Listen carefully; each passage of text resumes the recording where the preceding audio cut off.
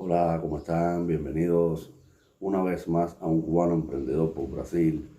Hoy les voy a dar respuesta a dos comentarios y ya de paso voy a ampliar un poquito más la emisión para explicarle el problema de las residencias, los tres tipos de residencia que existen aquí.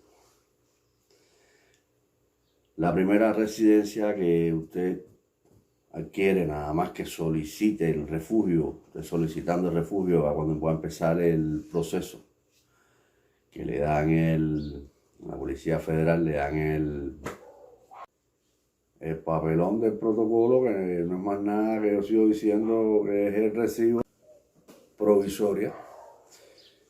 Esa residencia antiguamente era cada un año, ahora es cada 2 años. Tienes que presentarte en la Policía Federal para dar tus datos, donde estás viviendo. Dos o tres preguntitas bobas, es como para tener ellos actualizado el estado donde tú estás y qué estás haciendo. 3 declaraciones son 6. Nada que asustarse. Después de la residencia provisoria, a los 2 años, me parece, a los 4 años, empezamos nosotros a clasificar en la temporaria, residencia temporaria. Mucha gente aquí en Brasil todavía andan con esa teniendo hasta 6 años, porque casi nadie va a actualizar para la permanente, porque la permanente nada más que la vas a obtener según la ley 9474 del 22 de julio de 1997. Búsquensela, léansela. Eso lo emite la Presidencia de la República, la Casa Civil. Y ahí van a tener más o menos todos los datos de los tipos de residencia, refugio. Ahí aparece todo para la inmigración. Muy importante. Bueno, entonces la residencia permanente, que es la que a todo el mundo le hace falta. Hay mucha gente que no le interesa clasificar para la ciudadanía es un poco más complicada, hay que hacer pruebas de idioma. Hablar fluido el portugués, yo creo que ahí poca gente va a llegar. Eso te lo hacen a partir de los 10 años, estando ya con la residencia aquí en Brasil. La residencia permanente la adquiere, como ya les había dicho, o teniendo un hijo en Brasil, o por casamiento, o por un hecho relevante de un aporte a la economía del país por arriba de los $50,000. Cierto que viene para acá de refugio, creo que no venga con $50,000, porque de $50,000 te va para Estados Unidos, me parece a mí.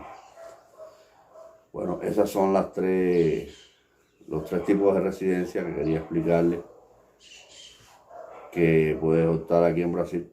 Y normalmente, vuelvo a repetirle, aquí con la permanente ya usted sale del país, va a Cuba, vira, va a Estados Unidos, vira, va pidiendo visa. En Cuba no, porque Cuba es tu país de nacionalidad. En Cuba no hace falta visa, en Cuba le recogen con los brazos abiertos, lo único que va a hacer es llevar, aportar a la economía del gobierno.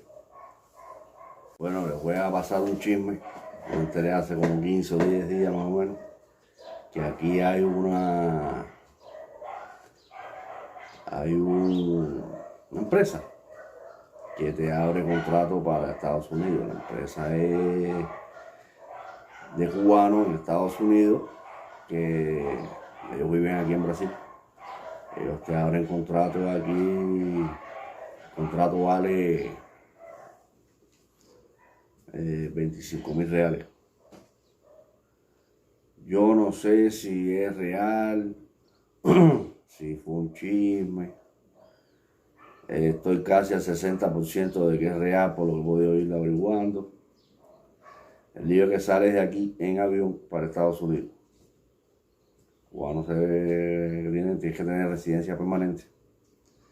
Sales de aquí, te bajas en Estados Unidos, y en Estados Unidos la gran mayoría se queda. No sé si se quedarán trabajando. No he podido llegar a esa parte de la información ahí, pero sé que se quedan en Estados Unidos. Enteré cuando venía para acá también, en marzo, que Estados Unidos no estaba dando papeles a todo aquel que haya pedido refugio o haya estado viviendo en otro país. No sé tampoco muy bien, tienen que buscar más información, yo más o menos le estoy pasando algunos chismecitos. Bueno, espero que les haya servido algo la pequeña información, no fue muy amplia, pero despeja algunas dudas. Nos vemos en la próxima transmisión.